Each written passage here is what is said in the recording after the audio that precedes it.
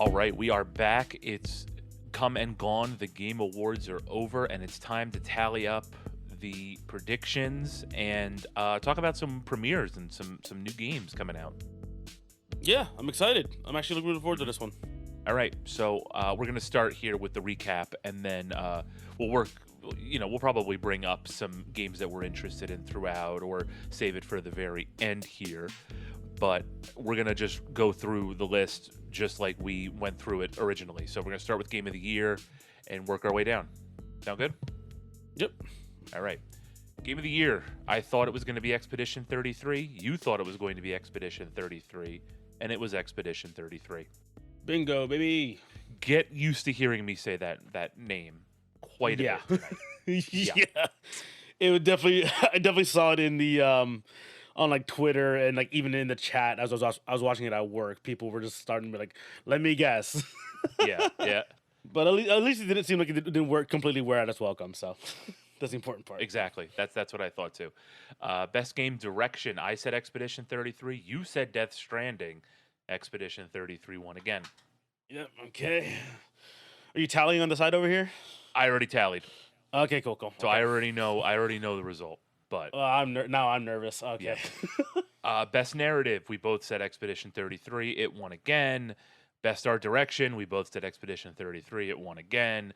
Best score in music. I said Expedition 33. You said Hades 2. Expedition 33 won that. Yeah, I went with the Homer pick. I really like Corb's music, so I was hoping for it. Something funny did happen with Hades 2 that I didn't expect, and we'll talk about it once we get a little further down into the categories. So here you go. Best audio design. I said Silent Hill F. You said Battlefield 6. Battlefield 6 won. I got this one. Yeah. Best performance. We both said Troy Baker was going to win. Jennifer English won for Expedition 33. Shocker. Mm-hmm. Innovation accessibility. I said Doom was going to win. You said Adamfall was going to win. Doom ended up winning. Mm-hmm. But we both wanted Doom to win, so I guess you get like brownie points for that. Yeah, that's just a point in spirit. Yeah, right.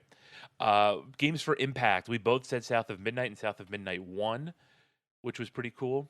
Also, that's in the account, by the way. I saw a little. I had a little bit of extra money in the Steam wallet, and I was like, "Ooh, saves me a little bit of money right there." Every single time I log on to Steam to play Digimon for like the 800th time, there's a new game in the library. I have a problem. I'm trying to fill a void, and all I can think of is cheap Steam games. Clearly, it's okay. But honestly, like, it's award season. And I just kept hearing over and over again, "This game's amazing. This game's amazing." I'm like, it seems like it's in my wheelhouse. I'm just gonna go ahead and wishlist it, and then of course, it's on sale now. I was like, well, look, one of us has to play the award games, so I'd rather it be you than have to figure out how to cram these into my schedule here. Yeah, that's a fair point. Best ongoing. We both said Final Fantasy 14, and No Man's Sky came out from the back and hit us both with a steel chair. Yeah. I mean, No Man's Sky did win one previously, right? I think so, but that's crazy. This is usually the Final Fantasy 14 award. Usually. This or the next category are usually the Final Fantasy 14 award. Best community support. I said Baldur's Gate 3. You said Fortnite. Baldur's Gate 3 won. Yeah. Oh, hold on. I might have fucked up. Let me check something real fast. Hold on. One. Oh, carry the one. Add it to my side. Let's go. God damn it. Okay. Best independent game. We both said Expedition 33. Shocker, it won. Mm-hmm. Best debut indie game. We both said Expedition 33. We won. Mm-hmm. If you're listening to this, just turn down your audio a little bit right now. I'm going to give you like 5 seconds to turn down the audio a little bit because you're going to get two guys that are very excited for the game that won this next category, okay? So go ahead, turn it down. Best mobile game, Uma Musume. Let's fucking go. Hashire, Uma Musume! My daughter horse wives, let's go! Woo! That was the only one where I was like, we got to get a win. We got to get a fucking win. This had to be the one. We got to triumph over evil ones. None of this fucking Hoyo slop bullshit. No more of these stupid fucking Chinese third-person action RPGs. A real fucking mobile game with real passion and creativity deserved to win, and it won. And everybody popped in the theater because Hoyo slop lost. Fuck Hoyo slop. I stood straight up in the lab, just like hand pointing up, straight to Haru Urara and Silent Suzuka and all of them. This is for them. I legitimately pumped my fist like they just got to stop on, like the Eagles just got to stop on third down. Like I was like, yes, fucking go. This was my Super Bowl. Seriously, this was the one. This was the only category where I was like, they need to win. They have to win. And I was so stoked. Yeah, man. Also, did you hear the pronunciation? Oh yeah, poor it was Sydney Goodman. Poor Sydney. Couldn't get that going. I mean, it's hard. It's a lot of M's, a lot of U's. It's hard, man. You gotta just Jeff Keighley. You gotta go Uma Musume. Yeah, that got a massive explosion in the chat of people just mocking her. But whatever, it happens. It's all good though. So happy.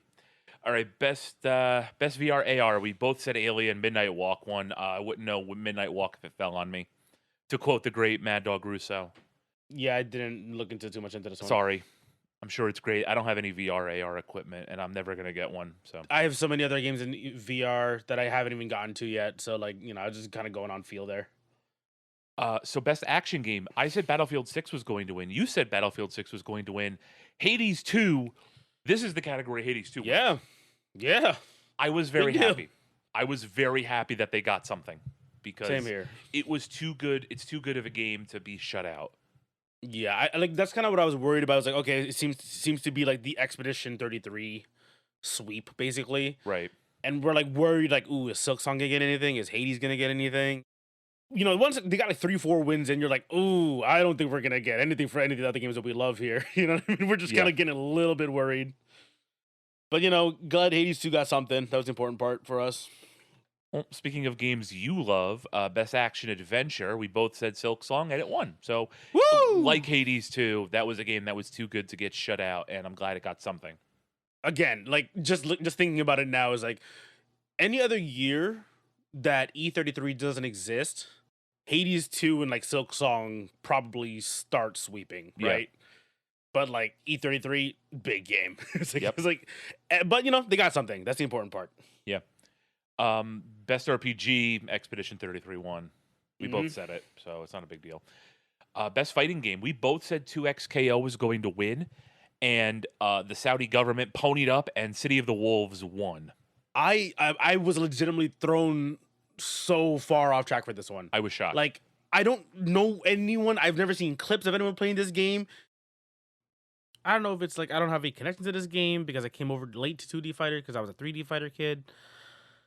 I mean, I guess on a technicality, it is the only like game that should win this category because 2XKO was in this weird beta phase, and we have 2 collections in a re-release essentially. Like, and the re-release is like I would account just as an exception. And I hear the game's surprisingly deep. Like, sure, but like I don't. It's weird. There's a weird category, and it still feels weird. No, yeah, the Saudis bought it. That's my conspiracy that the Saudis bought the victory. Saudis bought the award, so I mean, whatever. It is what it is. Whatever. Best family. We both said, or I said Sonic Racing. You said Mario Kart World. I should have went with my heart because Donkey Kong won. Yeah. I wanted. Pretty surprised about that, honestly.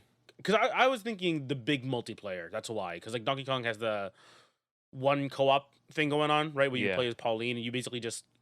It's like Mario Galaxy, where one person just kind of controls the secondary cursor and blows shit up on screen, basically. So I was assuming Mario Kart would just be the easier choice, I guess. But good for Bonanza. Yeah, best sim strategy. I said Civ 7 was going to win. You said Final Fantasy Tactics, and Final Fantasy Tactics won again. Should have went with my heart. Civ 7. I'm so sorry. Best sports racing. We both said Sonic Racing. Mario Kart World won, which is insane. I had no idea. Yeah, because again, like. We both acknowledge it, right? Sonic is just a better Mario Kart at this point. Yeah. Whatever. Whatever. Well, I'm not playing it. Best multiplayer. We both said Arc Raiders is going to win, and it won. Yeah. Yeah. Honestly, like, I'm not super surprised for this one because obviously, like, right. Aside from like obviously the fan base being very rabid about this game, it reviewed very well, right? Mm-hmm. So it makes sense. But I was really pulling for Peak. Best adaptation. We both said Minecraft and The Last of Us won. That was a little shocking. A little bit, yeah. You know what? Fine, whatever. Like people like what they like. I'm just not a fan of it. The Grand Theft Auto 6 Memorial Most Anticipated Game Award went to Grand Theft Auto. We both Yeah, picked no it. surprise there. Content Creator of the Year. I said Kai Cenat. You said Moist Critical. Moist Critical won. Yeah, baby. Best esports game. He's pulling his cock out. I said Dota 2. You said Counter-Strike. Counter-Strike won. Yeah. Honestly, like for esports game is like it kind of is just like a toss up every year. Yeah, Like it is. who like okay, so it's like okay for you whoever's worlds right their world tournament like their big one of the year. It's who has like the hypest storyline. That's basically all it is. Yep. And they all have some sort of great storyline going on. So again, this is a full on toss up every year. Best esports athlete. I said Chovy. You said Meta RD. Chovy won. Yep. Best esports team. I said Falcons was going to win. You said Vitality, and Vitality won. Mm-hmm. I mean, again, Vitality, good year, good story. So if you're tallying at home, I would have 1, 2, 3, 4, 5, 6, 7, 8, 9, 10, 11, 12, 13, 14, 15, 16. And Mhm. Lakan would have 1, 2, 3, 4, 5, 6, 7, 8, 9, 10, 11, 12, 13, 14, 15, 16. We tied again. Okay, now we got to go back and find the rest of our bets from the beginning of the year, Right. our predictions. So, do you remember what episode that was? Just so I know where to. Oh God, I'll have to look through the list. Awards wise, were you surprised by any of it? I was surprised by, like I said, the only two that really got me were Hades 2 winning action game and City of the Wolves winning fighting game. Like that was insane. Like Mm-hmm. how the fuck does this game win? Like I look, I love SNK. I know they're owned by the Saudis. I just don't understand how it came up as a better game than 2XKO. I guess because it had an actual release. I don't know. Yeah, I because really don't know. 2XKO it's weird because it's out on PC, and I think technically like for consoles it's not until next month, so it's like a weird staggered official release setup. Yeah. I don't know, man. I don't know. I guess technically it wins on a technicality, right? Just because it is the new game. Also, this game is like really LATAM heavy, right? Yeah, and like I think what a lot of people do is they look at Steam charts, and like what I'm doing right now is gonna go look at Steam. I Steam looked charts. at it and I thought the game was dead, like straight up. It's also not really a Steam game, like you said. It's a True. LATAM heavy game, and they might not have PCs. They might just They might be benefit console the people. consoles, right? So Yeah. here's the thing: the all time peak for City of the Wolves on Steam was 4,592, right? Yeah, I looked this up as well recently, even before the awards actually, because I remember seeing a clip on Right. IG. For all of its months, but 2 outside of its launch, it's been in the triple digits. It's had 2,000 players in May, all-time peak of 1,300 players in August, right? But unfortunately, we can't do the same for 2XKO. We don't know. So I don't Yeah. know where the players are. I don't know who's playing this game. But yeah, that's the only thing that really shocked me. Yeah, I get you. I think I was just curious to where if Silk Song and Hades were gonna get one, Mhm. and I'm glad again. I'm glad that they each got one out of this this rough season for them, basically. Yeah. Definitely. Again, as I said earlier, like if it wasn't for E33 being here, I think like that this would have been like a big like the big year of the small indie. You know what I mean? Hades 2 and Silk Song specifically. Like okay, there you go. But yeah, like I think yeah, the Street Fighter Street Fighter, the Fatal Fury one, City of the Wolves. City of the Wolves. There we go. Yeah. Yeah, that was the only one that really threw me off like pretty hard. But aside from that, like again, I'm not really super surprised in regards to the main awards essentially. As well as the awards, we also had a bunch of announcements and trailers, right, teasers, kind of going on for a bunch of new stuff. I mean, like I know they're kind of big on the announcements during this big award show, and it's kind of been like a complaint from a lot of the audience as well too. And I feel like they kind of found a better rhythm this time around. But yeah, like I mean, there's a lot of stuff was announced and teased, and we can go through a couple of those things here and see how we feel about any of these. I guess if anything you're interested in particular. Yeah, definitely. Do we have it in order? We'll go by this list that we have here. Let's go with the list we have here, I guess. I don't have it in chronological Okay. order. Oh, good. So we have a list here that was on Reddit. Somebody took the time to make like a little spreadsheet for it, Right. and they went in order. They went in alphabetical order essentially of Right. the pre-show and the main Game Awards show. So pre-awards, the pre-show, I see Escape from Duckov. There's a new region. That's like, I've been playing that a lot That recently. It's looked my fun. That looked funny. Yeah. it's a good comfort game. Extraction shooter, basically. So you have to risk losing all your stuff. But it's been fun to just turn my brain off and just kind of like hunt for stuff. So it's cool that there's more stuff being added to it. It is a relatively small game still for now, but the more and more they expand on it's good. Uh Guild Wars 2, I'm surprised that they're still making stuff. I said the same thing. Shout out to Guild Wars because Guild Wars launched when I was still at GameStop in 2012, Yeah. dude, and it's still out. I mean, here. I was a Guild Wars 2 guy while you were a WoW guy, so I mean, Right. if it lives alongside, it kind of just makes sense at this point, right? I guess. But yeah, I was like, wow, still more making content. Good for them. Yep. Pragmata, that was the one that everyone was considering was like a Mega Man. That's the one with the space soldier and like a little girl on the back. Yeah. The Capcom.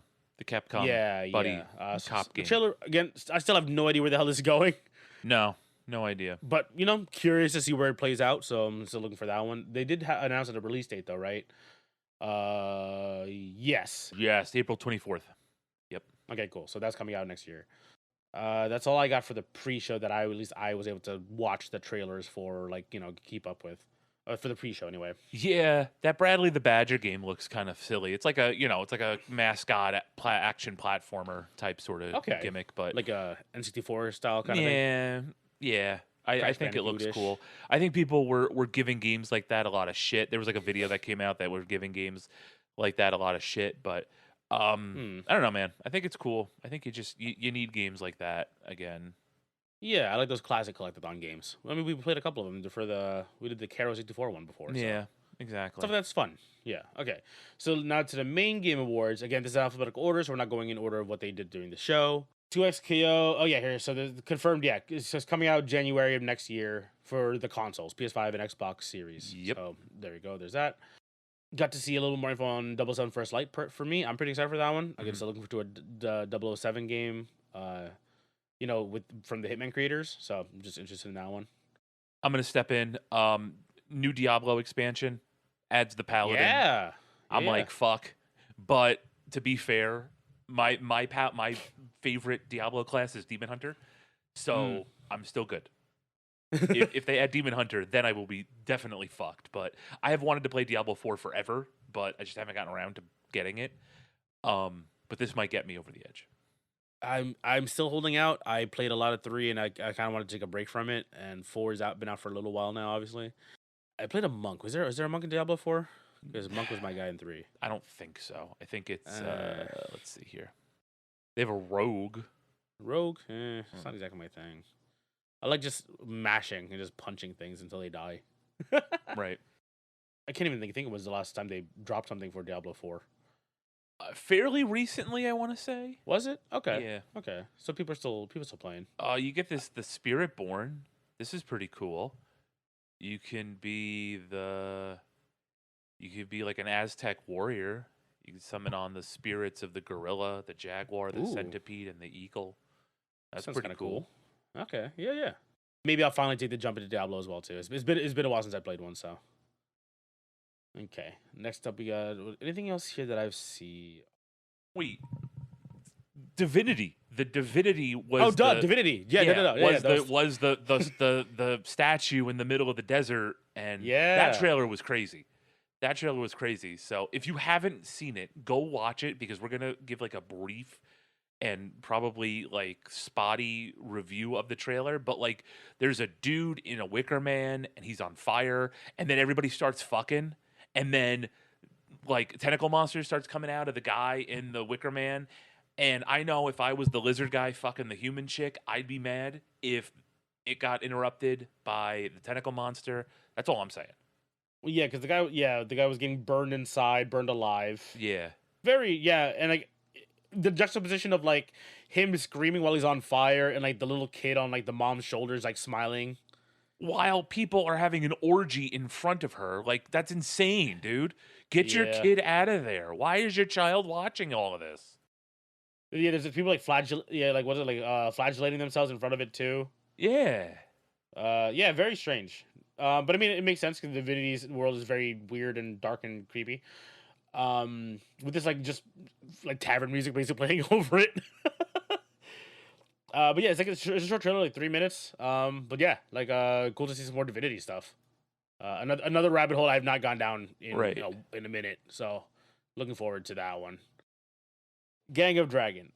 With the guy from it's starring the guy from your guy from Don Lee. Doctor Strange, isn't it? Is that the one? No. That's Benedict Wong. This is Don Lee or Ma Dong Seok. Ma Dong Seok is Korean. Benedict Wong is Chinese. Don Lee is Train to Busan. Yeah, no, you're right. It's Don Lee. Yeah, so Don Lee's the guy, the giant Korean dude who punches things. Every movie he does, Yeah. he's just a dude who punches stuff. I get it, fair, big arms, big build. Yeah, it makes sense. Listen, I didn't have the audio on. I was taking care of my child. I just saw the guy on there, and I said, "Oh, that looks like Benedict Wong." I hadn't seen Train to Busan in a while. All right, I didn't do a racism. It's fine. It's fine. I'll give you the pass. You're married to an Asian woman. Right? It's fine. I know. Jesus Christ, give me a break, dude. Okay, so if I recall correctly, Nagoshi left Ryuga Gotoku Studios in 2021. Right. Yeah, 2021. Okay, so new studio, now it's Nagoshi Studios. And they're doing a new title, technically not related to the Yakuza series, obviously, because obviously they're still owned by Sega and Ryuga Gotoku Studios, with the Korean crime syndicate. Basically, I don't know what Yep. the term is. Like the Chinese have the triads and the Japanese have the Yakuza, and this is from the Korean side, basically. And this time is actually based in Kabukicho, not the fake city of Kamurocho, where they basically made like a fake city for the Yakuza setting. This was actually set in Kabukicho now. I'm looking forward to it. I'm still catching up on the Yakuza series, but if this is not gonna be connected anyway, it's fine. Whatever, I'll get to it eventually. I'm still kind of chipping away at the multiple titles in the Yakuza series. Okay, sorry about that. I nerded out a little too hard. I'm gonna go ahead and let you talk for a little bit. That's okay. I'll take over because my beloved Capcom has a new game. There's a few games in between here, I think, that are worth mentioning. Toxic Commando looks kind of funny. So it's like it's a John Carpenter, and I thought that was pretty cool.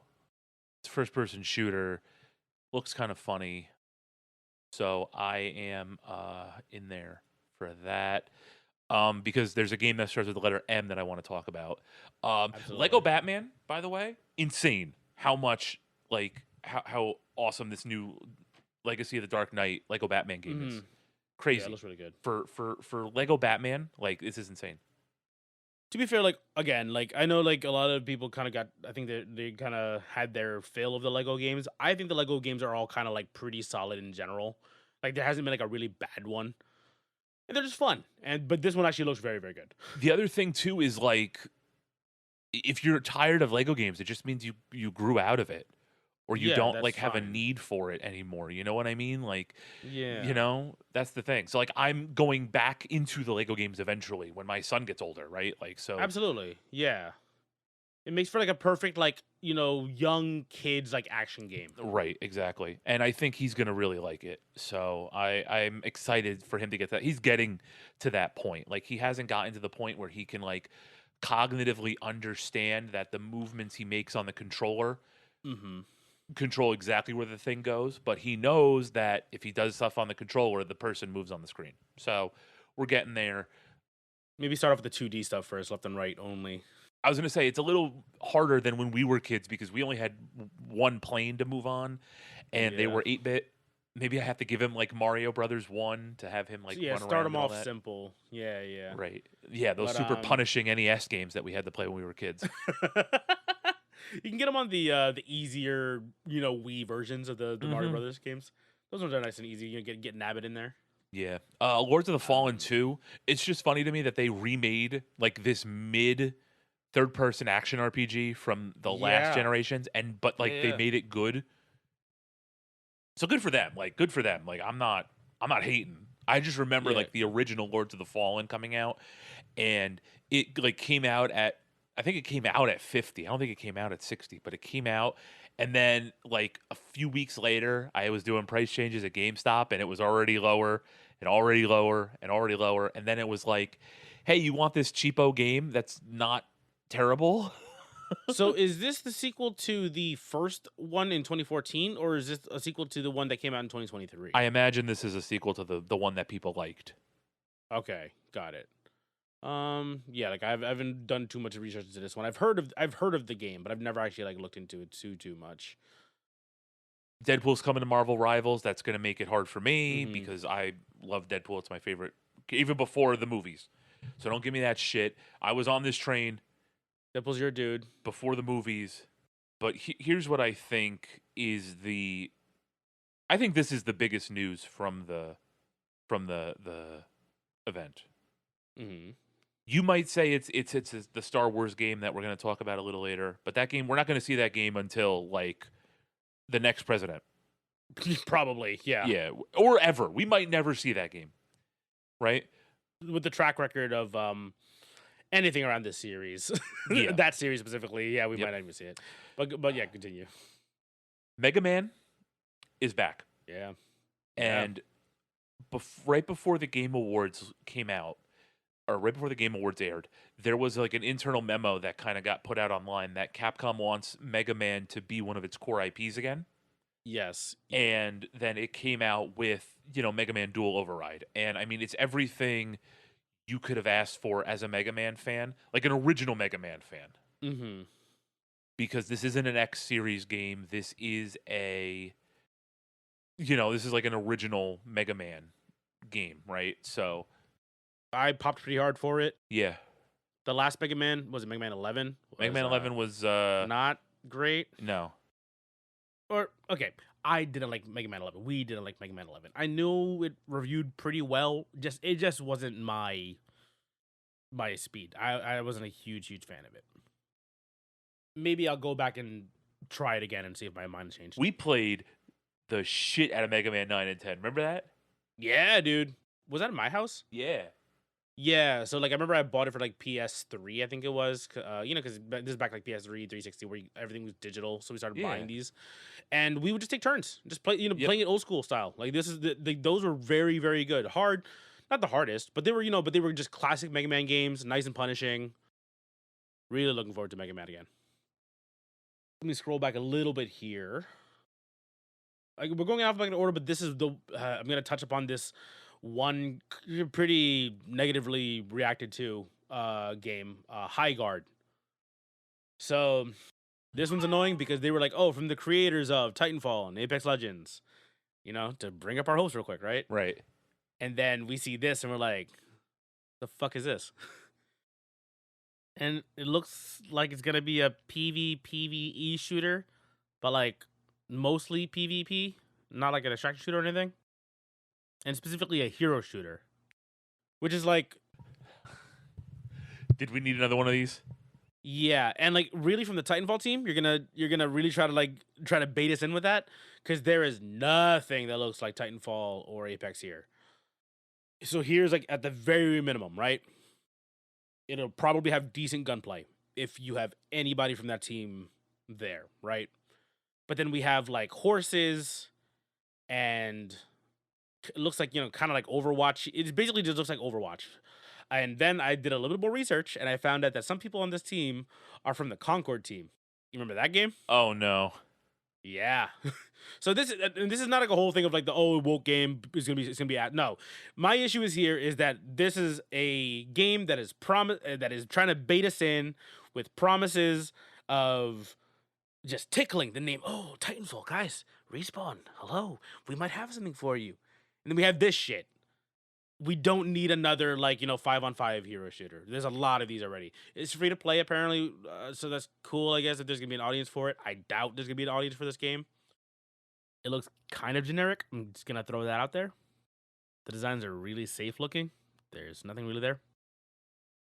Like genuinely, like I felt like the overwhelming crash of sadness as soon as I saw that it is not like even like a remote successor to Titanfall, and I was just like, man, the gunplay is probably gonna be really good, but that's all I'm honestly expecting out of this game.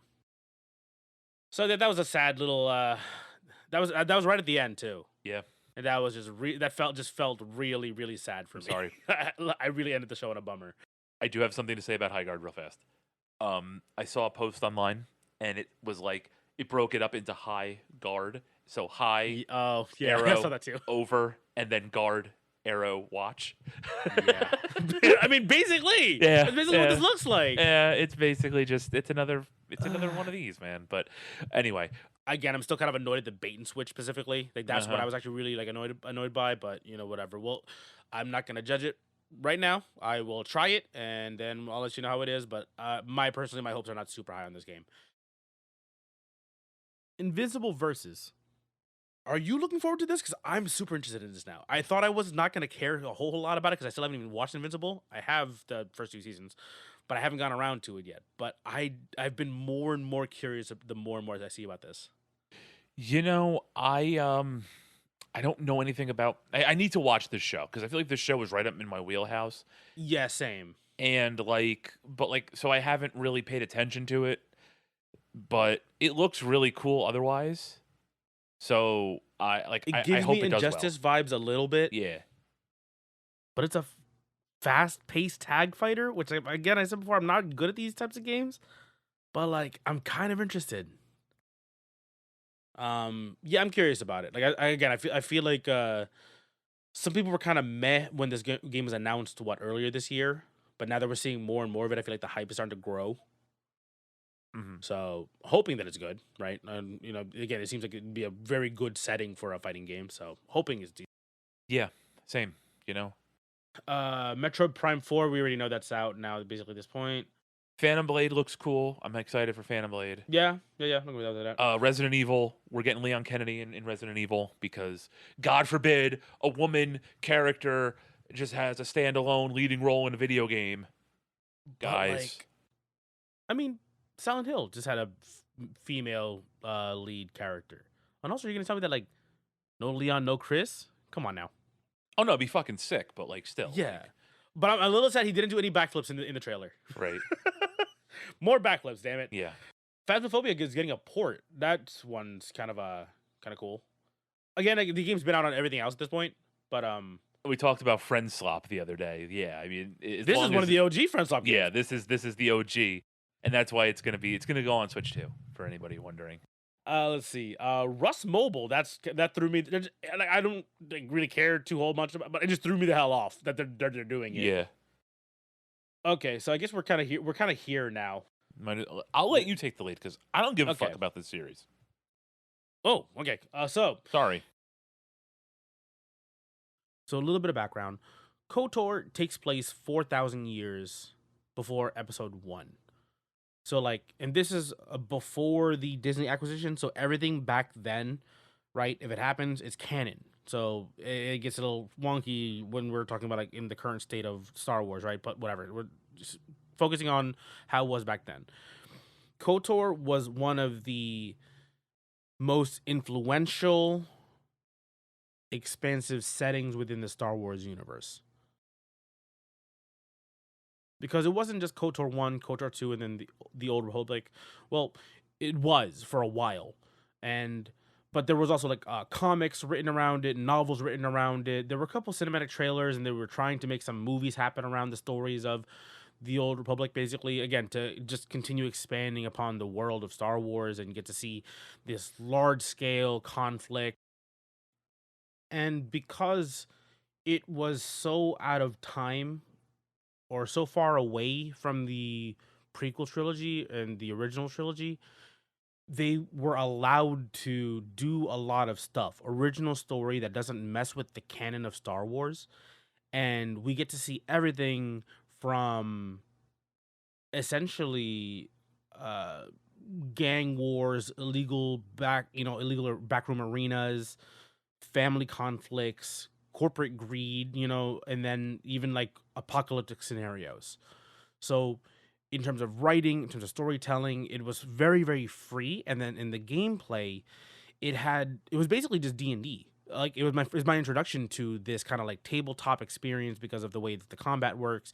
You kind of queue up attacks and abilities, and then you're just rolling dice essentially to see what hits and what doesn't hit. And it just has some really cool lore and writing, and one of my favorite twists basically in storytelling right at the end of the first game.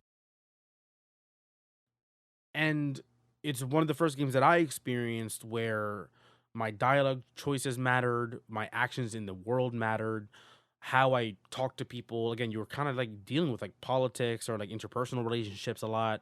Again, it was basically kind of just like D&D, like character building and character interaction, and it does determine how the game plays at the end of it, or how the story plays out at the end of it, and even more so in KOTOR 2. And again, how old is KOTOR at this point? You know what? Yeah, I'll give you a second. I'm gonna pull it up real quick. KOTOR 2 was 2004 for the Xbox. Insane. And then a third game gets canceled, and the MMO, the Old Republic, shuts down. The comic run ends.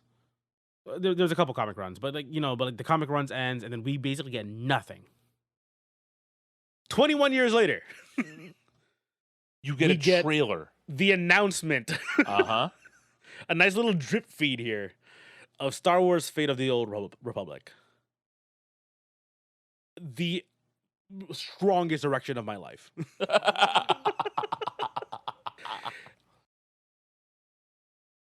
I'm just excited to hopefully get a chance to go back and delve into that world again.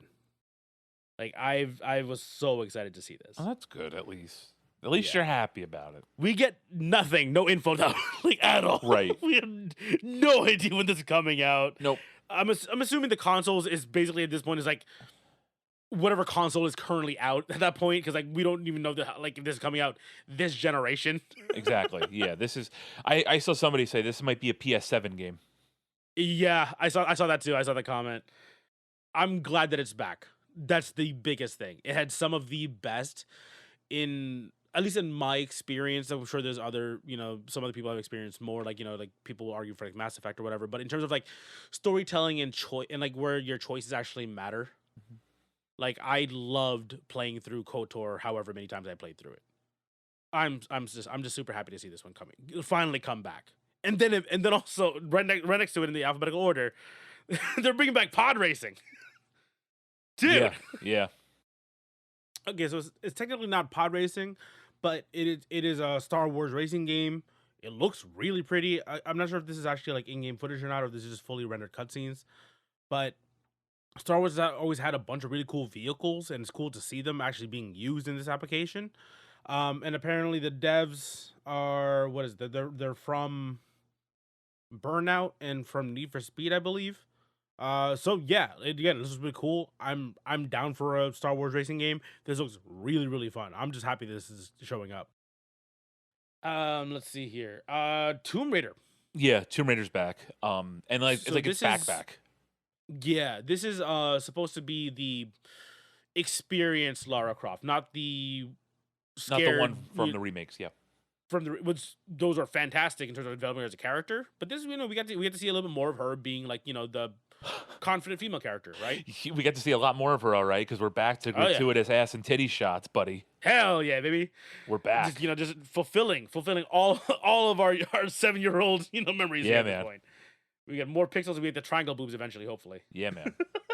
Imagine that's just a skin. They just put in the triangle boobs. They need to. They really need to. Yeah, they did it for like Metal Gear, where they gave him like the old like the pixelated face mask. Yep. So do it for Tomb Raider. It'd be fun. All right. So the thing here is like one of these, I think Legacy of Atlantis is a remake of the first one, and then Catalyst is going to be a new one. I think that's how this works. I think that's what it was. Let me just pull up this and make sure. Yeah. While you're doing that, I'm going to talk about the next game on the list. We're getting a new Warhammer themed Total War game. Total War is awesome. I don't have time to play it, but you should play it if you have time, because they're all really good. and a game where you can command Warhammer armies. There were already 3 Dawn of War Total Wars, at least 3, if not 4. And now we're just getting one that's a broader Warhammer game. So very excited for that. And yes, you were right. Legacy of Atlantis is the reimagining of the original 1996 game. Good. Okay. That's all I got, because the rest of this is Hoyo slop, except for the Dungeons and Dragons game. You want to talk about the Dungeons and Dragons game? I got nothing for it. Not really. We got Zenless Zone Zero DLC. I'm not talking. And then we about got Wooden Waves DLC. Yeah, like again, I don't play any of these ones except for Zenless, and Zenless I barely play. That's kind of just more like I just want to turn my brain off for like half an hour. Yeah, that's just something that's there for those guys. Let me just do a quick more scroll. Oh, Control Resonant. I scroll back up to the top again just in case I missed anything. Yeah, so Control rules. We had that decap, by the way. You can play that one too. Oh yeah. Yeah. So the Control game was like the people who made Alan Wake, right? Oh yeah. And yeah, so same universe. Is this same universe? I forgot. Yeah. I think there was Same a universe, thread but connecting them. standalone. Yeah, is what it says. Yeah. Did they show a release date for that one as well too, or was it just the announcement for it? I don't know. World premiere. Okay. Yeah. Yeah. So all we have is 2026. I already wishlisted it on my Steam. Nice. And so Control was more of a third person shooter game, basically, right? With some powers mixed in there. Very reminded me a little bit like Half-Life, actually, because you can kind of like throw stuff around essentially. While still having like a gun. But yeah, so this one looks like they're going to be going more with like a melee combat setting here, more of like an action RPG setup. So yeah, again, just looks really cool. Control is a really good game. This one looks really, really interesting. I'm excited to see where it goes. But yeah, I'm just stoked for this one. And I think for me that'll be it anyway. At least that I recall. I don't see anything here that's really jogging my memory at this point. So. But yeah, I got a lot of cool announcements. Again, our predictions went pretty well here. I feel like our predictions got kind of we got put on easy mode this year, just because of the games that were actually competing this year. So, but yeah, I think our votes went well overall. I think so. We just gotta confirm now. We'll fully confirm it at the year-end wrap-up episode. Let's do that. Let's confirm it by that works. That works for me. Word. So that was the Game Awards segment, and we're going to be moving on to the second part of the episode. Stay tuned.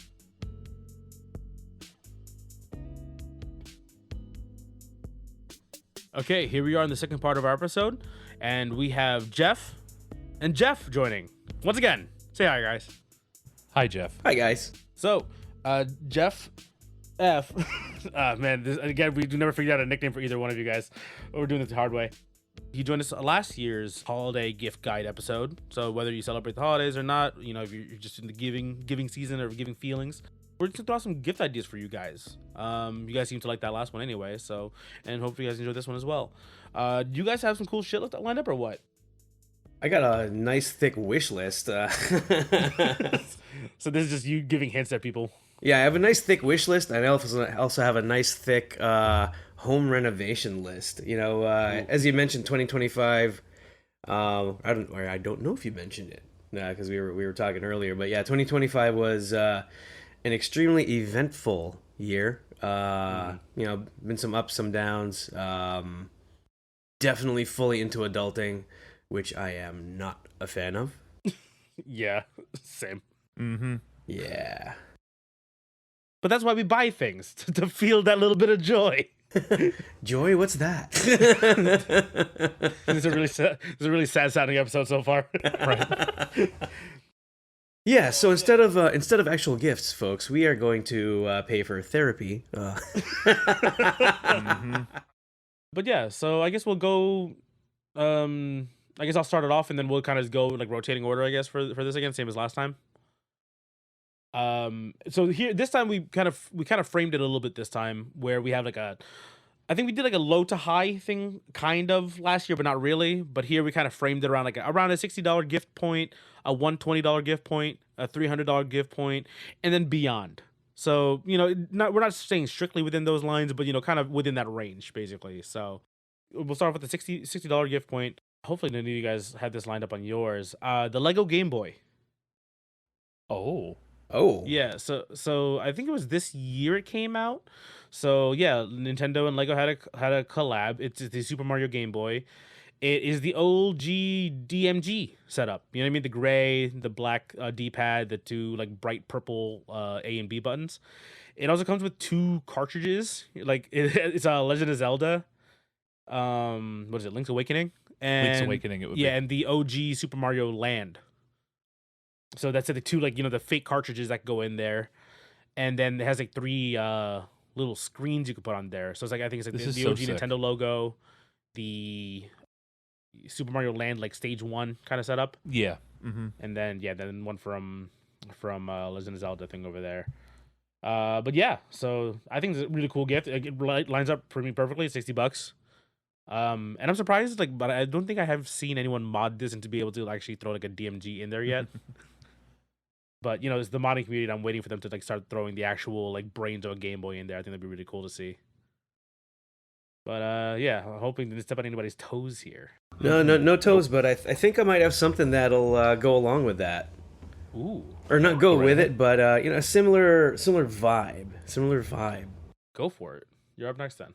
Okay, so what's on my list, and actually I have several, is the 8-bit do retro gaming mouse with charging dock, and it had like that like old NES vibe. If you take a look at it, as a matter of fact, let me link you guys, or if y'all can take a quick look. Oh, The Retro R8, is that the newer one you're talking about? I believe so. Yes, I'm looking at the retro Okay, so R8. so I have the OG one, which just looks like an NES controller. But this is okay. So this is the modernized, like the upgraded version of that one. Okay, cool. Yeah.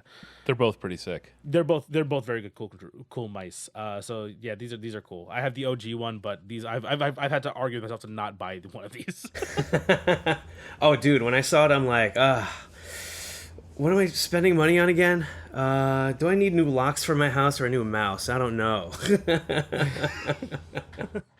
And I heard these are really good. Like I heard that the hand feels really nice. The nice charging stand is there too, and it has a little dongle to hide that little, or the like a dongle spot in the base stand. So yes, it's nice to actually like bring around, so you don't have to worry about like losing anything as well. Yeah. And actually, shout out to Yeah. 8bit do. As a matter of fact, 8bit do, if you'd like to sponsor Party XP. Please. Please God. I've bought so many of your controllers. Please, 8-bit do. And yeah, and that's the thing, because like Lakan, you mentioned a while back when I was looking for controllers, you mentioned them because otherwise controllers were kind of pricey, and Yeah. they were at a low enough price point. Well, they were at a low enough price point where I was kind of questioning them, like, is there something wrong? But then I got one, Yeah. straight up loved it, beat Death's Door with it, and I wouldn't sick. have been able to do it without it. So yeah. Nice. Yeah. Because I remember you asked me, you're like, why are these so cheap? And I was like, no, they're good. Trust me. I have like 5 of them already at this point. Right? Yeah. What this is just straight up one of my bonus gifts items is like basically anything from 8-bit do. Controllers, their keyboard, their mice. They're all in that kind of like $20 to like $80 range, I believe, for like basically everything in their lineup. So again, like a little bit over the $60 gift line, but like basically anything 8-bit do or 8-bit do. I think it's like supposed to be like Nintendo, but I don't know. I call them 8-bit do this entire time. Oh, oops, But my yeah, bad. and that's fine. Yeah, so Please sponsor us they're still. they're never going to sponsor us now that I screwed up their name. It's like when you meet a girl and like, hey, Caroline, it's Carolyn. Like, ugh, all right, that's it. Move on. Ruined it for yourself. Yeah, no, absolutely. I love the 8-bit do stuff. Okay, Jeff K, what do you got for your first gift idea? All right, I'm sitting here like clenching because I'm totally going to ruin this 8-bit do sponsorship by linking to a competitor. So I got this email the other day and I thought it was perfect. So it's from a site called CRKD. They make a lot of really cool retro products. They also make a controller called the Neo S, which has 5. It's basically like a little NES controller with staggered sticks, and it has 5 frets on the bottom, so you can play Fortnite Festival or other 5-fret rhythm games with it. And this, they have a bunch of different products here. So my eyes immediately kind of went to those little retro controllers. They're about $40 now on sale. But they also have a tiny little keychain controller for $17.99, and this thing is so tiny, but you can bring it on a keychain. Oh yeah. And I thought that was pretty neat. Oh, that's cool. That's freaking cool. And this also kind of plays into, our other gifts, because they do have different products with different price points. Like they have like Switch docks that are on sale now for about $90. They have OG Switch docks for $60. And then they have, of course, they've remade guitar controllers for a varying amount of prices, a little bit, between $100 and $150. So that kind of plays into the next sort of tier for us. But, a lot of different prices here for people that, are into retro games or into rhythm games. There's a lot of different stuff here for you to check out. I am immediately eyeing that emerald green controller here, but it's sold out, so I can go to hell. But also like the Daft Punk one looks pretty cool too. So, but I think I might pick one of these up, because I have been increasingly wanting to play Guitar Hero and stuff again. Word. And I think if I bring home a guitar controller, my wife is going to kill me. Oh yeah. Because on top of the 2 fight sticks, all the trading card game memorabilia, the Sega Dreamcast, the mic stands, everything else in here that I try to cram into this corner, a guitar controller might do it for me. So, I might grab one of these actually. Probably either like I said, the Daft Punk, or maybe the one of these other ones. I don't know. But they look pretty cool. A lot of really cool stuff here. So thanks to them for putting me on their media list. And sorry to 8-Bit Do, but if you don't want me to bring up your competitors, you know what to do. And if your name is 8-Bit Doe, I think Promo code party, and that's also for CRKD too, or Crooked. I don't know how to say this. Cracked. I'm pretty sure it's cracked. Cracked. Yeah, because these guys made the Nitro deck. They're the ones who made it was like a like a grip for the original Switch. Yeah, that makes it feel more like a solid one-piece unit kind of thing. Promo code party. You know what to do. Oh yeah, man, awesome. Yeah, again, I've been following these guys a bit as well too. I'm just used to buying 8-Bit Do stuff. So but I've definitely eyed some of their stuff before. But that's cool. There's a little keychain. I like that. That actually is might be something I pick up actually. It's so tiny. It's so cute looking. And they're really good with the atomic stuff, which is a look that I love. Oh, yeah. Obviously, coming from our childhoods in the mid to late '90s here. So any opportunity I can get for atomic gear, I'll buy it. The translucent, hell yeah, clear colorway plastic stuff. Yeah, translucent colored stuff. Yep, absolutely. Next price point we got up here again. We kind of dipped our toe into it, so we're gonna go with the $120 gift range. So mine, okay, bear with me, the name is not exactly great here. The Charger Lab Power Z KM003C Portable USB-C Fast Charging Tester. P03.1 QC5.0 Digital Volmeter and Ammeter Power Bank Tester. Okay, I think we just lost a whole bunch of listeners because they were trying to type that in and then got a migraine. Yeah, look up, but shorter, I guess, look up Charger Lab KM0003. This is a kind of like a really nerdy device, but I mean, what do you expect from us? So it is basically a little indicator that shows you how much power you're actually drawing or charging through your USB-C cables into your devices. So it checks if there are spikes, basically how clean the power is, clean the power is coming into your device. If you are, say you're running something like a Steam Deck and or your laptop, and you have a third-party charger, right? The one that's not made for not made for the original device itself. You can actually check to see if you're actually getting full draw and full power out of it. So again, kind of a little bit of a nerdy device here, but it's just one of those things that I have USB-C cables that show my my power draw, and this is kind of one that you can kind of put into anything instead of buying a dedicated cable for it. Oh, dude, I wish we talked about this before because I need something like that. If I saw that on Black Friday, because, all right, I'm one of the idiots that is, as if you're Filipino, a descriptor for me is called koripot. Okay.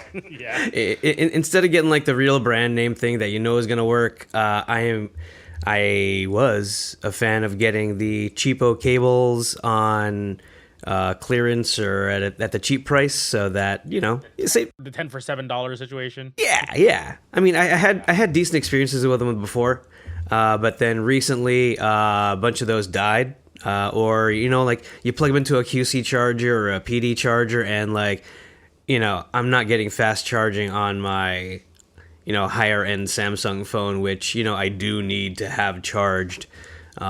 A certain bit because I take a lot of pictures and videos for my OnlyFans. No free promo here, Jeff. Yeah, no free promo and no, you're not getting you guys aren't getting anything free. And you know how everything basically is USB-C now at this point, and it's not completely standardized, but everything's USB-C. But I'm the guy who has the bin of cables from every electronic that I buy. I mean, I think that's a rite of passage for all men, right? Like, if you don't have that bin of cables, are you really a man? Exactly. And then I'm also like, I don't know what cables are actually doing full charge. That's why I ended up buying one of these for myself, so I can actually test my cables and confirm that whatever I'm using actually works for doing high power charging, like my Steam Deck or my stepmom's laptop, right? Because I got her a laptop earlier in the year, and we weren't sure if any of the cables that I was giving her, because it was not with the original charger, was actually doing high enough of power to actually charge it while she's using it. So I that's why I ended up kind of picking one of these up. I thought this was a cool little device, about the size of like an iPod Nano. So it's like really easy to just kind of throw into your tech bag or your pocket for all that matter. And by the way, going back to that you got both a laptop and the charger lab for your stepmom. I believe you just won the Stepson of the Year award. Yeah, I'm totally not a piece of garbage. I do my best. But yeah, and this thing's listed for $110 right now. I've seen it go on sale for like $90. That's my first $120 gift recommendation here. Okay, I guess keeping the same order. Jeff, you're up again. All right, so around that price point, as a matter of fact, right now is an extremely good time to get this device, because it's usually for $199 retail, but you can get them like half off. Okay, it's not an audiophile thing, but it's definitely the most fun pair of headphones I've ever got in my entire life. I actually have two pairs of these. Well, one of them broke, and I got an earlier version. They are the Skull Candy Crusher Evos. Anything in the Skull Candy Crusher line has this slider on one of the ear pads where you can get haptic bass, where you can literally feel the bass. All right, and these are, it's not an audiophile thing, but they are definitely the most fun pair of headphones I've ever had in my life. I do think Gabe had a pair of these back in the day, like the old version of these, where it required like a AA battery inside of the headphone housing. Oh, so this is cool. These are USB-C now with a rechargeable battery. Okay, sick. Yep. And actually, they're rechargeable via USB-C, or you can plug them in. I don't know if it'll power it, or if the haptic bass will be that much, but like seriously, try them out. Flip that slider all the way to the top, and whatever songs that you like that have bass in it. As a matter of fact, maybe if we can go around and guys, just checking, like what songs would you test bass on with headphones or speakers or whatever? And like I'm talking like something that needs a sub, because like usually you don't. At least I don't think you have subs for headphones, but this is as close as you can get. So I have two songs for when I test music on headphones. Hotel California. Ooh, that's because it's a lot of That's layers. So it's like a safe, safe testing song. And the second song is usually a Kendrick Lamar song, like Backseat Freestyle, the 808s. Those are my two testing songs. I steal one from my father. Pink Floyd's Time is what he always used to use for his audio gear. And it's also a basic bitch song that I have next, but it really does work when you're testing bass and subwoofers. Imagine Dragons' Believer. Oh, interesting. Yeah, you can be basic while testing, although, well, it's headphones, so no one will know what basic bitch song you're listening to True. in the store. Very true. Exactly. Perfect. Even better. Yeah, and for me, it would be two songs by Massive Attack. One is known as the theme song to House MD, which kind of shows my age, but hey, A, it was a great show, and B, it's a And that's great a good song. theme song. Awesome song. And then the other song is Angel by Massive Attack, because it starts out super low, and it pretty much just goes through that, crescendo in the beginning. Yeah, see, that's a way to test, like, and if your headphones aren't picking that up, like, if you get to the voice right away in Angel, your headphones suck, so. Yeah, you missed out on a whole bunch of bit earlier before that part. Yeah. Missing out. Yeah, absolutely. These are cool. Yeah, I didn't realize they still made these. Because again, we have the OG version of these still somewhere around the house. Actually, interesting fact. Yeah, because there is an OG version. I had the version immediately before that, which were the just the basic Skull Candy Crushers wireless, fantastic headphones. And then I had the wired ones, and yeah, like ever since I discovered them, or pretty much ever since they came out, I'm like, all right, these are awesome. These are fun. You're not gonna listen to, or maybe you will. Throw in some noise canceling or no? Huh? Noise canceling on these or no? They have one with a noise canceling option, but I find that you don't need it. Like, it's kind of funny because I have my Bose Quiet Comforts, and I don't use the noise canceling that often unless I'm in the office or whatever. Actually, very important point here: people who do get noise canceling headphones. If you're walking around the city with those on, that is a safety concern. Yeah, knock that off. Yeah, that's like dude. That's like wearing all black at nighttime night, and yeah. like crossing the street when there's no street lights. So just putting it out there. But yeah, I believe they do have a noise canceling option available. I also find that I don't need it. Okay, Yeah. I don't need a new pair of headphones, but these actually look like a fun pickup. Oh, fun. Yeah. And like I said, it's not audiophile. It's Skull Candy. Know what you're getting into, but also know that they're a lot of fun. Like, yeah, and yeah, you're playing a game. Crank that haptic bass up, and yeah, just have fun. Movies on your tablet or something. Oh, hell yeah. Something that was Hell yeah. with. Absolutely. Nice. Okay, sick. Okay. Jeff K, you're up. All right, boys, we're going to the Costco for this one. Costco. Oh, let's go. I And know we're my also audience. getting the recession special there. The So for Jeff's recommendation is 100 hot dogs. oh, let's go. Don't tempt me. Don't tempt me at all. No, so Costco actually has two really good deals, I think, for around that 120 price point, a little less and a little more, depending on how much you want to spend. So online only, they have a SanDisk Extreme Go portable solid state hard drive, 1 terabyte, for $109.99. And if you feel like paying an extra $40, you can get a 2 terabyte.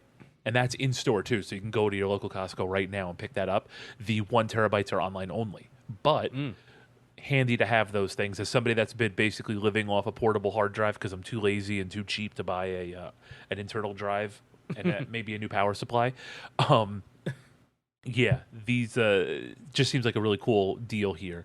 And also, if you go to the page on the site, basically just go to the electronics section of Costco.com and go to hard drives, SSD, and storage. There's a 1 terabyte micro SD card there too for $180, and it just looks cool. I think you could probably get cheaper now, but it looks really cool. It's the Lexar Play Pro for $180. Oh, Okay. That's our high performance card, I think. That's why. Okay, But word. I just thought those were pretty handy. Again, Yeah. something I saw going through the Costco for other stuff, and I was like, oh, that's cool. and yeah, worth it for absolutely. the extra $40 to get 2 terabytes instead of just To double one. your hard drive space, right? That's a Yeah. steal. That's what I thought. Yeah. Double the for less than half of the price. That's awesome. Do I want to go to Costco today? Let's No, I'm go. kidding. 100 hot dogs. I can't finish them on my own, and I'm not that close with Joey Chestnut. So all three of us are just gonna also buy 100 hot dogs, Yeah. right? Yeah, definitely. We're going. Oh, in. hell yeah. and a diet Coke. That's the important part. The diet. So Diet keep our slim Pepsi, figure. they still haven't switched over Pep- mine oh, yet. you're right. Pepsi. I'll make do. Yeah, sick. Absolutely. Wait, so what was the 1 terabyte again going for? 100. 109, 109, and then 2 terabyte is 140. 149. Yep. Sick. Okay, that's a really good deal. My bonus is a regular SD card, not the Pro SD card, but 1 TB SD cards. Usually those are in like the $110 range nowadays, right? I remember when they first came out, they were like $200. But now it's been like 3-4 years down the line now at this point. So 1 TB SD cards are usually around $100. The currently, like at least earlier this week, I bought one actually. I had Jeff F help me out here because he has Prime. You're welcome. Samsung, and I think they're still on sale actually. Samsung has a 1 TB what is it, the Evo Pro SD card, $70 right now. Storage is always useful. You guys got any extras for the 120 gift bracket? Or are we moving on? I got a fun one. I don't know if you can call this tech, but It's whatever. These are just gifts. yeah, if you've ever used something like this, especially if you've traveled internationally, or just in general, or if you, like me, hate public toilets. Actually, no, this is not a portable thing, but it's something for the house. But if you've ever used the bidet, it's a life-changing thing, especially if you've ever Hey, used. gang, let's go. Let's do this. So, granted, those expensive Japanese toilets are expensive and pricey, and Yes. yeah, you don't want to call the plumber for this one. But if you don't want to call the plumber, they do have attachments available and adaptations for a normal toilet. So for $120, right on the button, you can get the Tushy warm water bidet. Yo, we are on the same page. That is also my other bonus gift for the 120. That's funny. Birds of a feather. Right? Dude, let me... Okay, we are taking like a couple minute break on this one. Not maybe not a couple minutes, but like at least a good 30 seconds. Like shout out to like international travel, using the toilet there, and especially toilets with bidet. For those who don't know, my wife was from the Middle East, and even the public toilets there were A, clean, B, had fully functioning bidets. I only needed like legit 4 toilet paper squares, and I'm good. Because you use the bidet and you just go to town, you give yourself an enema, and then you can go back outside. I don't think you're supposed to open up your butthole for the bidet. Like, but okay. Oh wait. Oh, you're not. No, I'm power washing. I'm not like getting in there. I'm scraping off old paint, my guy. Hey man, I'm not flooding a cavern. Whatever happens when you close and lock that door, whatever happens in Vegas stays in Vegas, dude. Like, Hey man, whatever works for you. However you deal with your business is your business. yeah. But getting back on track, yeah, absolutely. Yeah, for what is it, $120? It's on sale right now, right? The Spa 3.0, I think it is. Yep. And you Yeah. can get you can get warm water there, because okay, you got to know, warm water bidet versus icy cold, like December to February water. That is very true. It makes a big difference. Unless you really want to wake up, like y'all don't need a cold plunge. Y'all need a cold water. Y'all need an ice bidet. An ice enema, according to you, apparently. You fucking psycho. Goodness. Jeff K, it's gonna change your life, dude. Just letting you know. Yeah, you gotta get on the bidet gang. I guess so. I mean, I'm not enlightened yet. So while you're sitting on the toilet, getting your ass sprayed by cold water or warm water, depending on which product you purchase, and you're at the Costco, you can swing a little further up the aisle and grab the JBL Charge 5 waterproof speaker with Auracast at exactly $119.99. Ooh. Fully Bluetooth, connects to your Wi-Fi, looks cool. Definitely, like, I love a nice Bluetooth speaker, and you're getting like a name brand. You're not getting like an offshoot sort of brand here with this price. Up to 20 hours of playtime, connects to your other JBL devices apparently, so that's pretty cool. Built-in power bank. Which model is this again? The JBL Charge 5. I'm going to link 5. it in the chat. I'm gonna put that in my wish list. I have a wish list pick coming up, so Ooh, nice. through next year too. So while you're there picking up your 100 hot dogs and your hard drive, And you're probably gonna You need get the your bidet charger. after those 100 hot dogs. By the way. If I wasn't already swimming in speakers, because I had a bad problem with just buying a bunch of them for the beach, I probably would pick up one of these now. Okay, so next bracket we got up here is the $300 gift price. Again, around $300, right? I'm not going. You don't have to be. You can reach a little over if you need to. But for my first little recommendation here, handheld emulators. This is the sweets a little bit underneath $300 is the sweet spot for like a lot of the nice Android based handheld emulators like the Retro Pocket 5 or the Ambernix. Perfect example right now is the Retro Pocket 5 was on sale for around like $200 a couple days ago. I think regularly it's around 230 to 250, I believe. But it has like what is it, Android 13 or Android 14. Runs basically everything up to like PS2 and even some Switch emulation. Full Android, so you can also just use it playing anything that's on the Play Store. Dedicated handheld for playing mobile games. You can map them to the controls that are built into the side of the handheld. Okay, Jeff F, what do you got? Okay, we are going, depending on if you get it for sale or not, something that I think would make sense. It was on when I was doing research for this show, it was on all the lists for holiday tech gifts for 2025 are the Ray-Ban Meta Wayfarer smart glasses. I've seen videos on these. They sound amazing. Like AR, like straight up AR glasses, and you can do so much with them. I'm tempted to get them, but kind of still like a wish list item. So, I think you've heard about them from all kinds of other people, about the AR glasses. And I'd love to just kind of like, walk around life and just have that kind of thing. I actually wanted back in the day to get those Google Glass. They weren't really glasses, but like, they were like, it was like having like a little monitor, right? Like right by the side of your face. Granted, they were ahead of their time. I mean, they look cool. And, I could only imagine what you could do with them, but, it sounds like things are catching up now, and just been hearing rave things about these Meta Wayfarers smart glasses. So yeah, what are these going for? I saw them on sale for $247, all the way from $329. And oh wow, yeah, and they got released recently, so they're probably gonna go back up to MSRP pretty soon. But yeah, 247. So it's a little bit below the 300 mark on sale, but it's a little bit above not on sale. I think also, like, one of my coworkers was talking about this. Depending on your employer or your insurance, you can actually use your insurance to get these, because they do come. You can get these with prescription lenses. Excuse me? Apparently, my job does cover these under insurance.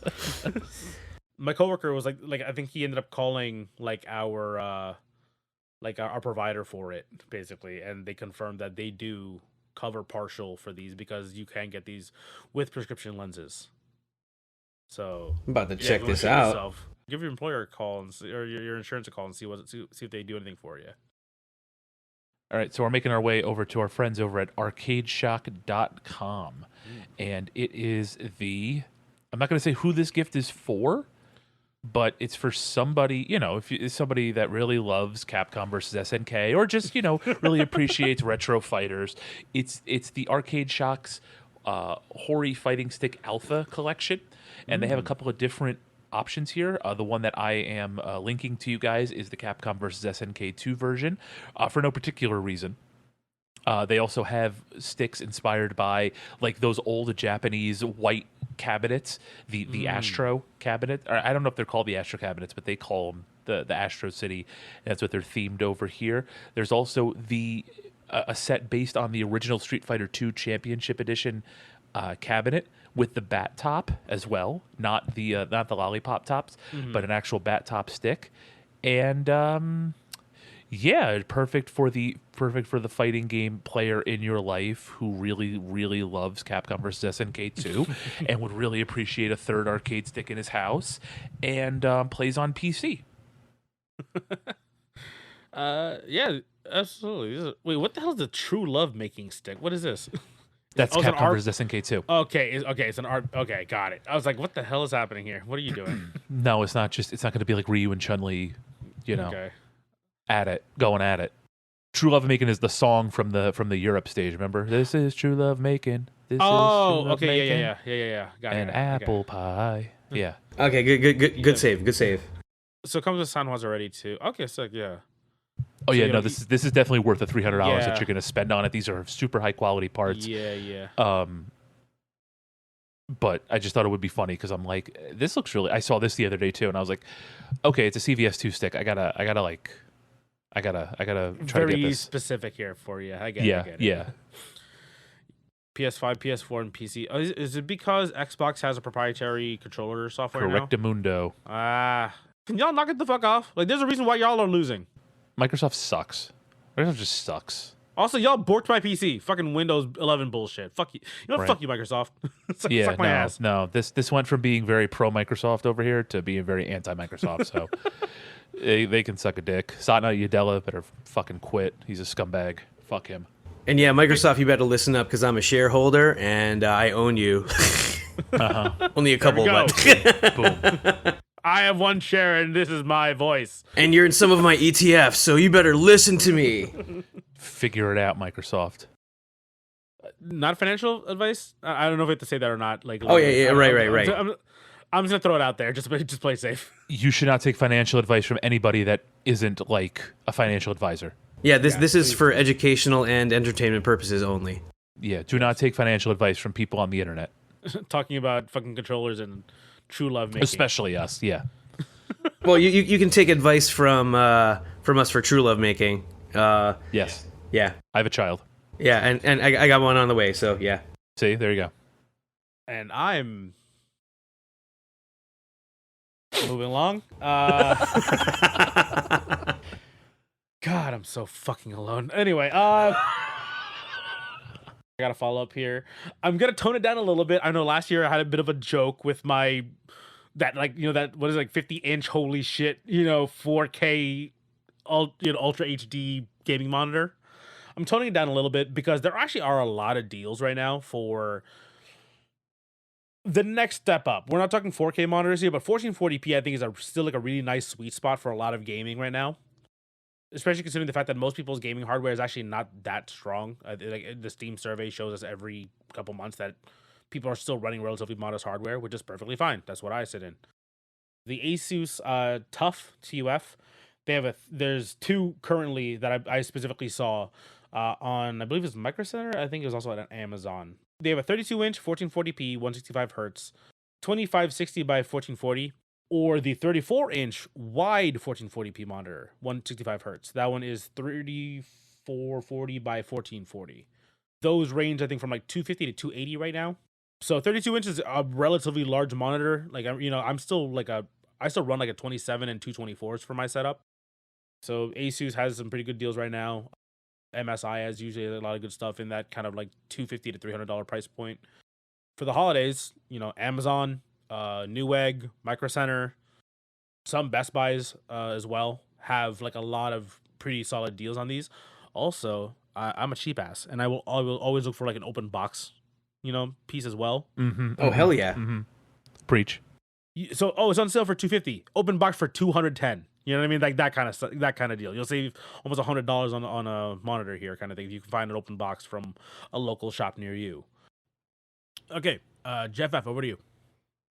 It's funny. I was over a family friend's house a while ago, and they had this game system for their kids. They actually have 4 kids, so it's a pretty big stretch there. But then was there with the 2 little kids, and we were playing with the Next Playground, which is usually $250, and now is on sale during the holidays for $199. And it comes at $290 with a bundle. It's actually a lot of fun. They project games on. It's kind of like what was that? It's kind of like the Kinect, isn't it? Yeah, exactly. So, weird tangent, real quick. Apparently, for the holidays, like for the first batch of like holiday sales, right? Like Black Friday stuff, like started from there. So like PlayStation killed it, right? They ran away with basically in terms of a gaming, because they had they're just killing right now. So Nintendo's like still rolling as well too, right? Xbox Series S and X got outsold by this thing apparently. Nice. Wow. Yeah, it's wild how bad Microsoft, y'all suck. They really suck, dude. But yeah, It's this really thing's bad. it's cool because like apparently this thing's like essentially like a small Android box, so you can just straight up to like throw games on there, project stuff out. Yep. It has like a camera for like motion sensor stuff kind of thing. I've seen like a couple articles that again just because the fact I guess that it sold the Xbox Series S and X, but like it's like a fun like family pickup basically for like a gaming console. Yep. Yep.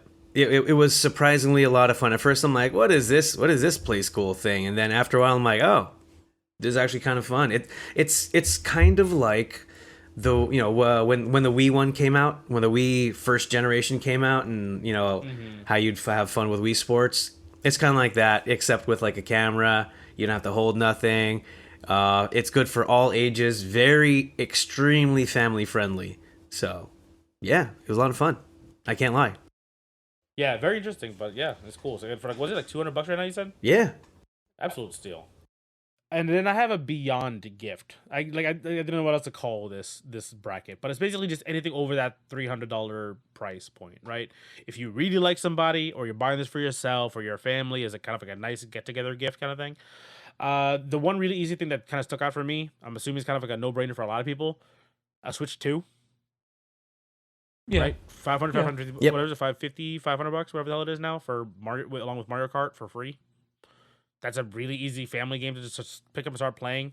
If you had a Switch, the Switch old Joy-Cons and the Pro controllers work with the Switch 2, so you don't have to spend a lot of money on the new controllers as well. Or if you want to go even higher, go with a handheld PC. Yep. Yep. Asus RG Ally, Xbox Ally X, Xbox Ally, Asus thing, whatever the hell that really dumb named one that Xbox collaborated with. It's basically just the RG Ally 2. That's basically what it is, right? It's just a stronger chip, more RAM, handles on it, right? It's like, so the Switch 2 is like $500, right? 500, 550. The top end PC handheld right now is like the Asus RG Ally Xbox is like $1,000, I believe. A little steep. I understand that. But it is a pretty strong handheld PC. It's going to be higher than, if my other bonus picks is like, a Steam Deck, a Lenovo Legion Go S, the one that has Steam OS or installed in it as well too. Those are like kind of the more budget options at this point. Like the Steam Deck is still at like what I think lowest price is like $320 for the base model. It was on sale for like $320. Legion Go S was on sale for like $430, I think it was at Best Buy, which is a hell of a steal. Yeah, so again, like if you're basically any sort of handheld / hybrid console is like my bonus gift, because again, they start over $300 and just climb from there. But that's like kind of like my recommendation if you're looking for like I really like this, whoever I'm buying this for is they really deserve something nice for themselves. Or if you're buying it for yourself, why not treat yourself, right? Nintendo Switch 2 or any of the handheld PCs, specifically, again, the Xbox RG Ally, Steam Deck, or Legion Go OS specifically. Those are kind of like the best price to performance / deals right now. Okay, Jeff F., what is your beyond gift? What is your holy shit wizard firing off lightning bolt gift option here? Okay, I actually got two. One of them, totally obvious. If you knew or grew up with me or realized that, what generation I'm from, is the, any of these, the RoboSen Transforming Transformers series. You've seen them on social media, folks. And, well, depending on what's in your feed and what the algo has been feeding you, hopefully it's not any kind of crazy stuff. But, yeah, they're these Transformers, and you talk to them, and you say, Optimus Prime, transform, and then he'll transform from the truck to the robot and back. And personally, for me, I would choose the Optimus Prime or the Grimlock. Actually, honestly, I'd say I'd pick the Grimlock over the Optimus Prime, but yeah, I think they start out at $600. Huh? They're auto transforming? Yeah, check it out. You talk to it. They're voice controlled right now. This looks sick. It's pretty sick, dude. Yeah. Not gonna lie. $600, Jesus Christ! That's the cheapest one that I saw. Yeah. I gotta see a video. Hold on, I gotta pull this up right now. Oh, dude, no, dude, you gotta pull up a video. My favorite ones are by Jordan Howlett. This is so sick. And yeah, you got to check out the unboxing videos too. Yeah, I mean, it's one of those like, go big, go home, burn some cash, yeah, and enjoy yourself. Get all of them, and get all of them for your favorite two guys named Jeff and favorite guy named Lakan. Yeah, get me Grimlock This is if you're dope. buying it for us. This Yep. is actually nuts. Oh yeah, Yeah, this is like absolutely like what the kid me was dreaming of or imagining when I was playing with Transformers toys. yeah. This is one of those gifts where, like, you know, I would both be ashamed and not ashamed to get it for myself. If I did have home renovations going on, which you might hear in the background. But yeah, like, you know, yeah, Jeff K, like you mentioned, like, should I get this thing? If my wife sees it, you know, she might get mad. But you know, if it's something like this, to be like, you know what, it's worth it. It's worth her being mad, and then once she's playing with it, you know, yeah. It's worth it. Treat yourself. Go on. What's your next one? I'm interested. Oh, If and that's the starter. Then yeah, and then the other one is right around the same price point. Actually, maybe a little bit more. You know, it sounds like MP3 players are back, or recorders and stuff. And I don't recall how I came across it, but you know, Lakan, you're an audio guy, so it's the Teenage Engineering TP7. Oh, yeah, absolutely. Yeah, that thing's sexy, especially you get it in like that brushed steel look. Mm-hmm. Yeah. So Teenage Engineering just does cool shit, basically. They made like a fight pad, like it's basically they make a lot of like sample pads, right? That's kind of their whole thing. They had one that had like a bunch of like, you know, like Mega Man sounds, basically. One that had like Street Fighter like sounds essentially on there. Ooh. As like a little sample pad. You know, you can make beats kind of locally on it. But yeah, so which one are you specifically looking at? The TC? It's the TP7, the one with the kind of rocker switch on the side. I think it also matters that if you're right-handed or left-handed. I don't believe they're made for ambidextrous, but you know, if you're right-handed, oh, here we go. Yeah, like it'd be right. The control to speed up or slow down or reverse is right where your fingers would be if you're gripping it in your right hand. So yeah, everything they make is so cool too. Right? But it's also very expensive and very dumb. like I don't need this ever, but it's just cool shit. Yeah. Anything they make is literally made for like the tinkering nerds. That is literally everything they make, basically. It's the kind of thing if you roll up to it like at a party or like you're on the subway and you whip it out and you know people kind of take a look. You know those items where like if you know, you know. And like if you pull it out, someone might not know. Oh, look, it's fancy, but then someone who knows like, "Oh. All right. Props." And I think from my understanding too as well, they did, because this is kind of like a set, right? Like you can kind of use it in conjunction with a lot of their other stuff. Like their little mini piano keyboard thing. I believe so. Like the XY or like stuff like that. Because I think essentially it's like not exactly modular, but yeah, they all can kind of work in conjunction with each other. So basically a piece of like tech art. That's basically what it is. Oh no, it really is, and like it's cool too because you know I've seen people use it, and if I'm not mistaken, you know you could be playing a file and then use that circular part as actually controller, so it almost turns into like a turntable. Oh yeah. Yeah, it's cool. It's absolutely very, very cool. Again, hard for me to argue to pick one of these up, but they're very cool. One day. Yeah, if I said $1,400 to burn, no big deal. So 8-Bit Do and all the other ones whose names I'm pronouncing, please sponsor Party XP. We are so ready to sell out. Please. I'm tired of working. Arizona. I know. Arizona, please sponsor us. I drank 3 Arnold Palmers today. Those are good, dude. For Lakan's kidneys, please. Yeah. Please sponsor us. Also, did you guys know that their headquarters is in New Jersey? The Arizona headquarters are in New Jersey. That makes no sense at all. Yeah, like their not their headquarters, their manufacturing or their bottling / distribution center is, I believe, in New Jersey. Hold up, Arizona is not only not in Arizona, but they're from Brooklyn and New Jersey. This makes no sense at all. I know, right? It's wild. But like they have like essentially it's Arizona land. It's in one Arizona way, Keesby, New Jersey. That's not bad. I'm down to take a trip.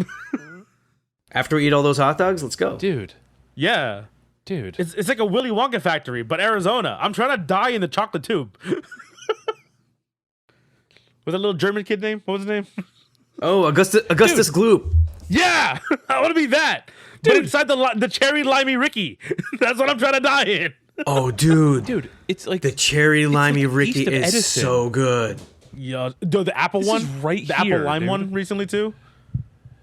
Yeah, Jeff. I'm saying both Jeffs. Come down. We'll go for my house. It's only 10 minutes away from me. We gotta go. All right, we might have to do this one. One of these days, weekends, we but gotta go. Can we go on the weekends, or do we have to go during I the don't week? know. Actually, when is it open? Oh, we can only go on Tuesdays and Thursdays. I will make time. I want to go to this so badly. I know. Yeah, we should definitely go to this. Hell yeah. This is we're just yelling inside of the factory. Sponsor us, please. Right. Where's the guy that runs this place? Yeah. Just give me 10 minutes. Where's their Willy Wonka of Arizona iced tea, please? And speaking of Willy Wonka and Augustus Gloop and all those, I have the Funko Pops of those. So if any of you have Funko Pops on your guest list, please message me personally because I got a lot of these for sale. I need to make room for baby stuff. Don't we all, buddy? Yes, you and me both. Oh, dude, I could build a castle with all the Funko Pops I have. So I'm so glad I moved most of mine already. Like I don't need these stuff anymore. And it was fun hunting too. Yeah, absolutely. Back in the day. Now I'm over it. Yeah. Okay, Jeff K, you got anything for your Beyond gifts? Oh yeah. Yes, I do. What is yours? I'm excited. Oh hell yeah. So let's do this. You want to talk about something that provides no sort of function other than to look at and be happy about, right? So I saw this for pre-order.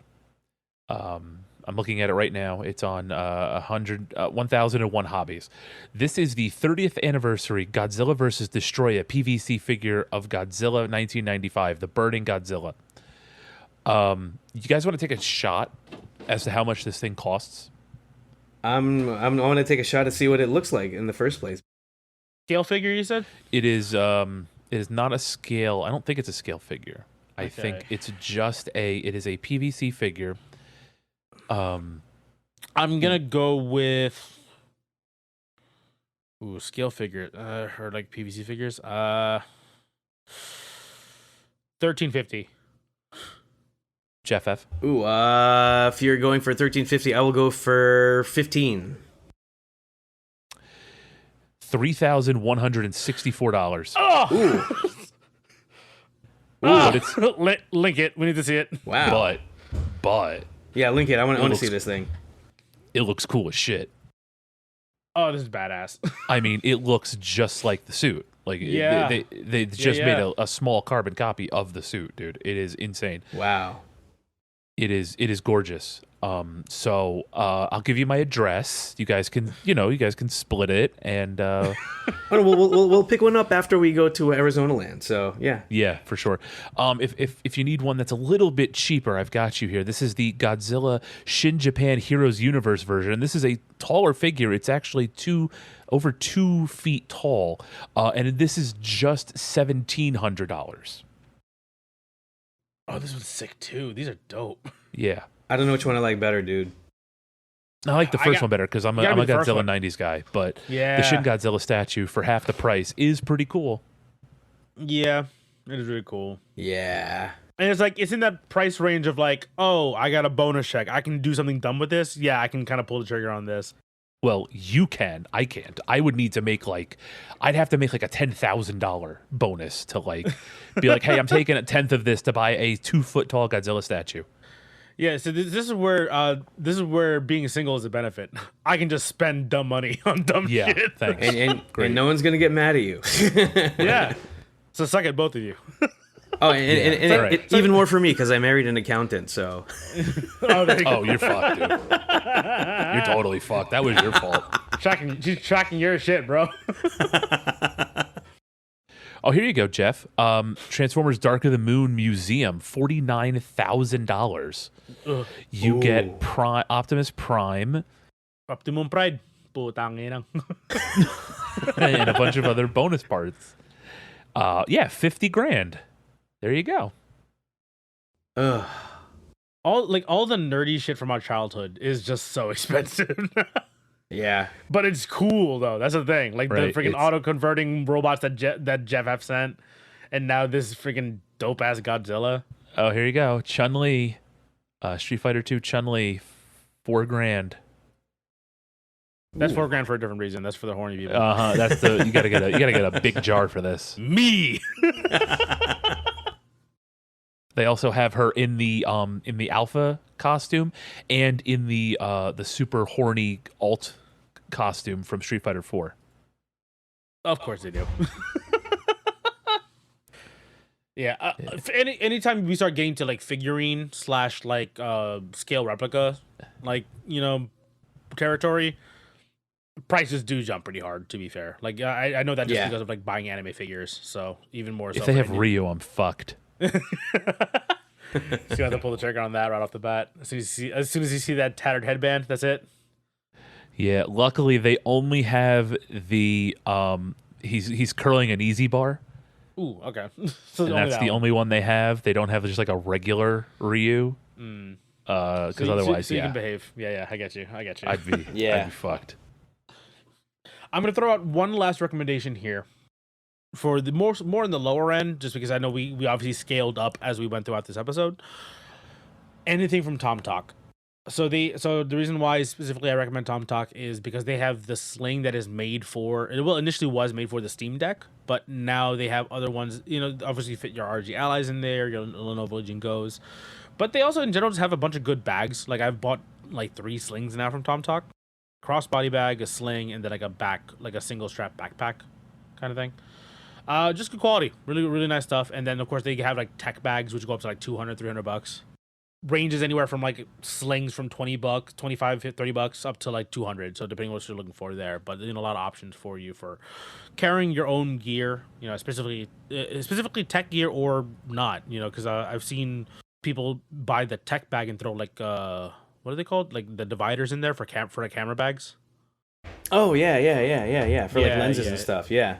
No, I'm seeing it. This is good.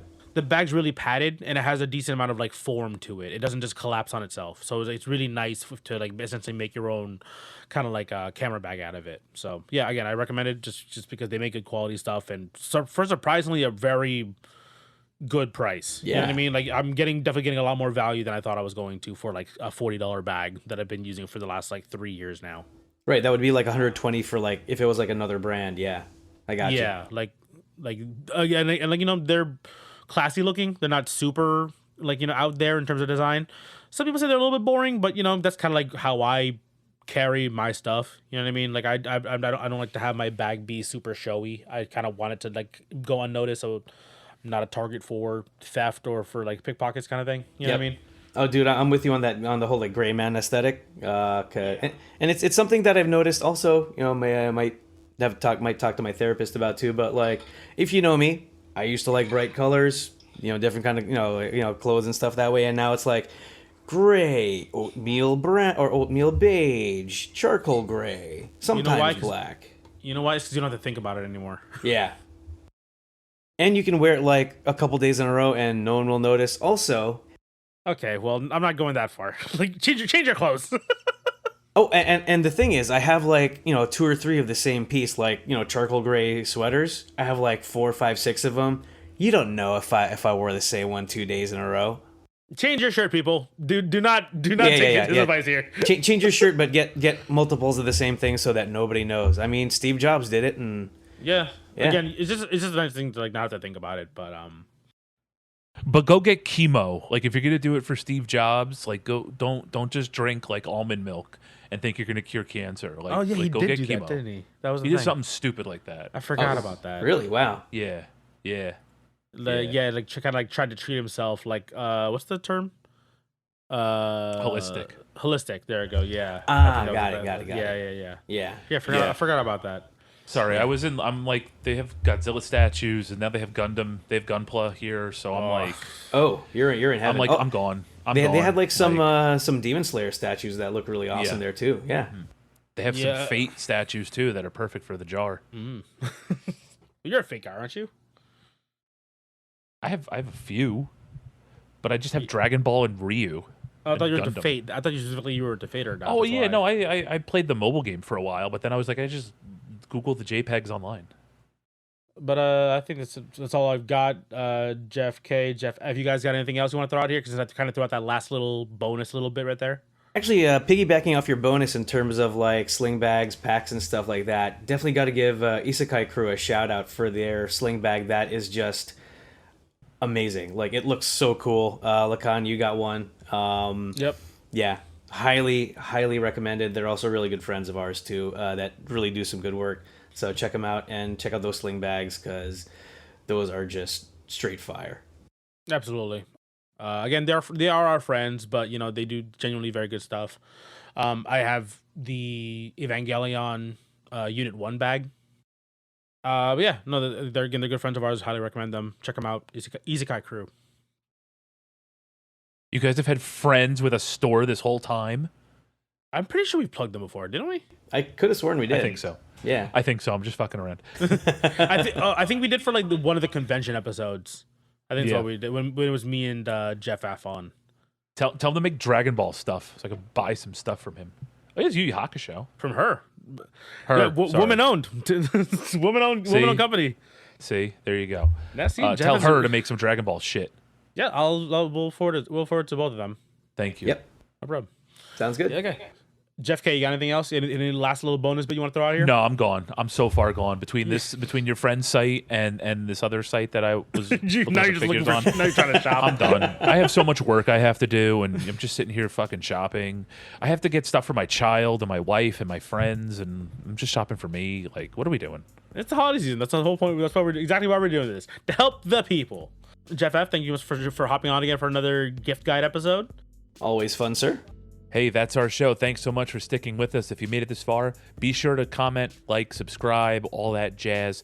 We will see you after the new year with our year-end wrap-up. Enjoy the holidays with your friends and family, and we'll see you on the other side. Take care. Goodbye. Peace. Talking about fucking controllers and true love making. Especially us, yeah. Well, you can take advice from us for true love making. Yes. Yeah. I have a child. Yeah, and I got one on the way, so yeah. See, there you go. And I'm moving along. God, I'm so fucking alone. Anyway,